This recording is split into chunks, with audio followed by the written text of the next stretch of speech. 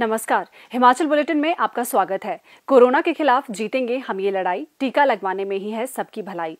18 वर्ष से अधिक आयु के व्यक्ति टीकाकरण के लिए पंजीकृत करवाएं। पंजीकरण के लिए www.cowin.gov.in अथवा selfregistration.cowin.gov.in पर लॉगिन कर अपना मोबाइल नंबर दर्ज करें। मोबाइल पर प्राप्त OTP नंबर दर्ज करें और सत्यापित करें। फार्म के अनुसार विवरण भरें और स्वयं को पंजीकृत करें। टीकाकरण के उपरांत भी 3 बहुमूल्य नियम अवश्य अपनाएं। हमेशा मास्क पहनें, अपने हाथ साबुन और पानी से नियमित तौर पर अच्छी तरह धोएं, दूसरों से उचित दूरी बनाकर रखें। अब पेश हैं आज के समाचार। मुख्यमंत्री श्री जयराम ठाकुर प्रदेश में कोरोना की स्थिति और कोरोना मरीजों को प्रदान की जा रही सुविधाओं की निजी तौर पर निरंतर निगरानी कर रहे हैं। वो समय समय पर व्यक्तिगत रूप से फोन के माध्यम से कोविड मरीजों का कुशलक्षेम जानने सहित उन्हें मिल रही सुविधाओं की जानकारी भी ले रहे हैं। अनिल जी नमस्कार, जयराम ठाकुर बोल रहा हूँ शिमला से। जी सर नमस्कार सर। हाँ नमस्कार, कैसे हैं आप? ठीक है सर, बात करके आपसे जी। हाँ चलो, आप स्वस्थ हैं? हाँ सर। ठीक हो गए हैं आप मुझे मैं देख रहा था कोविड में आप भी संक्रमित हुए, क्योंकि हमारे पास जो लिस्ट आती है तो उसमें हम देख रहे थे, आपका नंबर देखा मैंने कहा बात करता हूँ। चलो thank you sir, thank you ji. तो कैसे कांटेक्ट में आए थे, कहाँ? सर हमारा वर्कशॉप है जिसमें मैं जॉब करता हूँ जी। अच्छा। तो वहाँ पर ही कोई कस्टमर आ गया होगा, कोई ये पता नहीं चला किसके कांटेक्ट में आया। तो उसके बाद फिर जैसे ही मेरे को हुआ और मेरी फैमिली भी, साथ में मेरा बेटा और वाइफ है। अच्छा, परिवार सारे तीनों लोग हो गए? हम तीनों ही हो गए जी फिर। हाँ जी।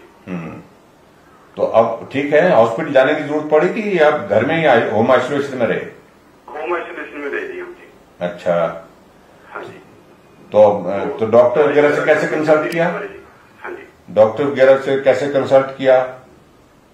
डॉक्टर हमारे यहाँ पर मित्र ही है जी, डॉक्टर तरुण शर्मा जी। अच्छा, उन्होंने मदद की आपको, गाइड किया? उनसे हेल्प मिलती है जी, उन्होंने दवाई वगैरह बताई सारी। अच्छा। हाँ जी। ये हेल्थ केयर वर्कर भी आए हमारे मिलने, आशा वर्कर कोई इस प्रकार से? उनकी कॉल आ रही थी, पर मैंने कहा जी मेरे को अभी इतनी दवाई की जरूरत में ले आया जी अपने आप को। हाँ जी। मैंने ले ली थी। अच्छा। कॉल सबकी आ रही थी जी, ऑफिस से भी, SDM ऑफिस धर्मशाला से भी कॉल आ रही थी। अच्छा। हाँ जी। चलो अच्छी बात है, आपको हॉस्पिटल जाने की नौबत नहीं आई, आप घर में स्वस्थ हो गए सब परिवार, आपको मेरी उससे शुभकामनाएं। ख्याल रखिए आप हैं, लेकिन इस संकट में बहुत ज्यादा लोगों को बहुत सारी परेशानियां हुई इस बार। हाँ सर बिल्कुल जी, बहुत सारी परेशानियां लोगों को, बहुत काफी परेशान है अभी भी लोग। हाँ अभी तक भी है। हाँ जी। आप अपना ख्याल रखिए, परिवार को भी हमारा नमस्कार कहना है। Thank you sir. ठीक है, बहुत धन्यवाद। Thank you. कोरोना मामलों में तेजी से हुई वृद्धि के बाद प्रदेश में 7 मई 2021 से कोरोना कर्फ्यू जारी है, जिसके कारण कई प्रकार की बंदिशें लगाई गई हैं। लेकिन विकास कार्य प्रभावित न हो, इसके लिए निर्माण कार्यों को जारी रखने का निर्णय लिया गया है। इसका एक और बड़ा कारण मजदूरों के हितों का ख्याल रखना भी है, ताकि काम के अभाव में वे रोजी रोटी कमाने के लिए प्रदेश छोड़ने को मजबूर न हो। इसी वजह से प्रदेश सरकार ने नागरिक कार्यस्थलों, बागवानी एवं कृषि स्थलों और अन्य परियोजनाओं स्थलों पर काम जारी रखने का फैसला लिया है, जिसका लाभ प्रदेश से कार्य कर रहे लाखों मजदूरों को मिल रहा है। मुख्यमंत्री श्री जयराम ठाकुर का ये निर्णय प्रदेश में कार्यरत प्रवासी मजदूरों के लिए भी संजीवनी साबित हो रहा है। उत्तर प्रदेश के गोरखपुर से रोजी रोटी की तलाश में जिला कुल्लू के आनी में काम करने आए संतोष और भोलू सहित उनके 8 अन्य साथियों का कहना है कि प्रदेश सरकार द्वारा लगाए गए कोरोना कर्फ्यू के कारण हम चिंतित थे कि इससे निर्माण कार्यों पर भी रोक लगा दी जाएगी। इस स्थिति में हमारे पास वापस अपने घर जाने के अलावा कोई रास्ता नहीं था।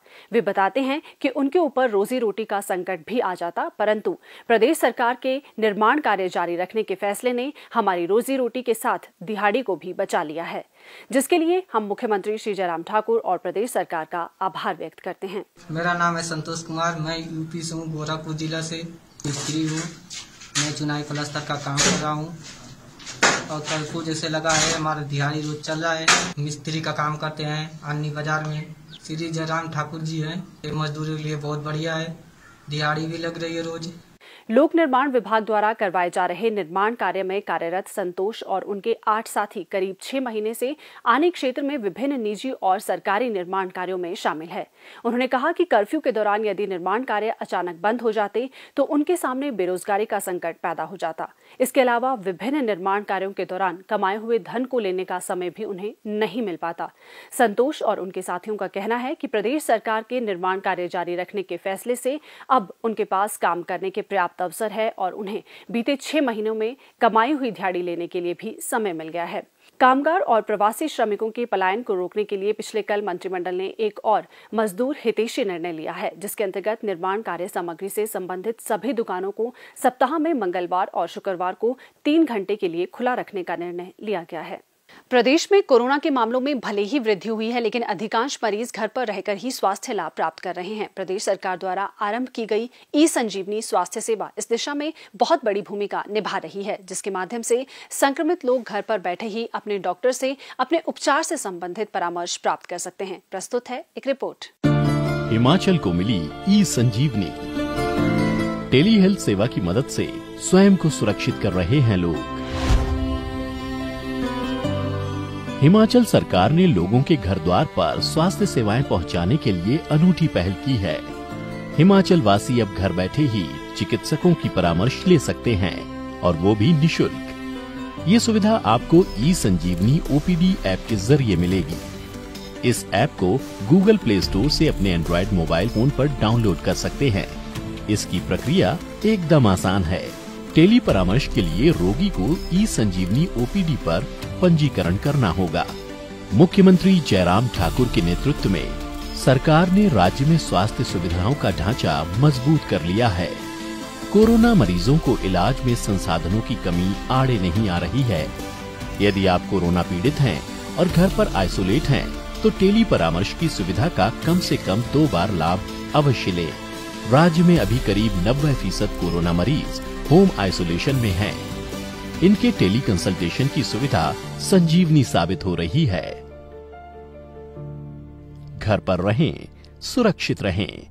कोविड महामारी के लगातार बढ़ रहे प्रकोप को देखते हुए लोगों को इस संक्रमण से बचाव और इलाज की बेहतर सुविधा प्रदान करने के मकसद से हिमाचल सरकार ने कई प्रभावी निर्णय लिए हैं, जिनसे लोग लाभान्वित हो रहे हैं। राज्य सरकार ने उन कोविड-19 मरीजों को निजी अस्पतालों में मुफ्त उपचार की सुविधा प्रदान की है, जो आयुष्मान भारत और हिमकेयर योजना के अंतर्गत पंजीकृत है।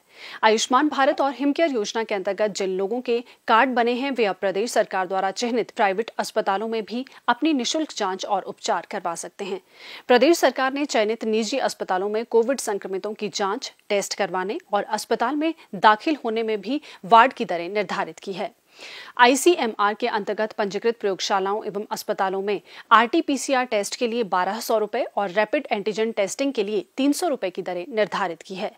निजी अस्पताल में आइसोलेशन में रहने पर प्रतिदिन 800 रुपए, रूटीन वार्ड में प्रतिदिन 2000 रुपए और हाई डेंसिटी यूनिट में प्रतिदिन 3000 रुपए, वेंटिलेटर के बिना आईसीयू के लिए प्रतिदिन 5000 रुपए और वेंटिलेटर के साथ आईसीयू की सुविधा के लिए प्रतिदिन 6500 रुपए की दरें निर्धारित की गई हैं। आयुष्मान भारत और हिमकेयर योजना के अंतर्गत जिन लोगों के कार्ड बने हैं, अगर वे चिन्हित निजी अस्पतालों में अपनी जांच और उपचार करवाते हैं तो उन्हें ये पैसे नहीं चुकाने होंगे और सारा खर्च राज्य सरकार वहन करेगी। कोरोना के इस संकट काल में प्रदेश सरकार का ये फैसला इन लोगों को निःशुल्क उपचार की सुविधा प्राप्त करने की दिशा में एक बड़ी राहत लेकर आया है। स्वास्थ्य एवं परिवार कल्याण विभाग द्वारा दोपहर 2 बजे जारी बुलेटिन के अनुसार प्रदेश में कोरोना संक्रमण की जांच के लिए आज 1862 लोगों के सैंपल लिए गए, जिनमें से 263 लोगों की रिपोर्ट नेगेटिव पाई गई है, जबकि 1587 लोगों की रिपोर्ट आना बाकी है। अभी तक 17,25,549 लोगों की जांच की जा चुकी है, जिनमें से 15,64,302 सैंपल की जांच नेगेटिव पाई गई है। प्रदेश में कुल 1,58,472 लोगों में कोरोना वायरस के संक्रमण की पुष्टि हुई है, जिनमें से 1,20,661 लोग इस बीमारी से ठीक हो चुके हैं और 35,499 व्यक्ति उपचाराधीन हैं। हिमाचल बुलेटिन देखने के लिए सब्सक्राइब करें YouTube channel DPR Himachal, follow करें ट्विटर @DPRHP, लाइक करें Facebook page information and public relations department Himachal Pradesh, visit करें वेबसाइट www.himachalpr.gov.in। इस अंक में इतना ही। कल फिर होगी मुलाकात, दीजिए इजाजत। नमस्कार।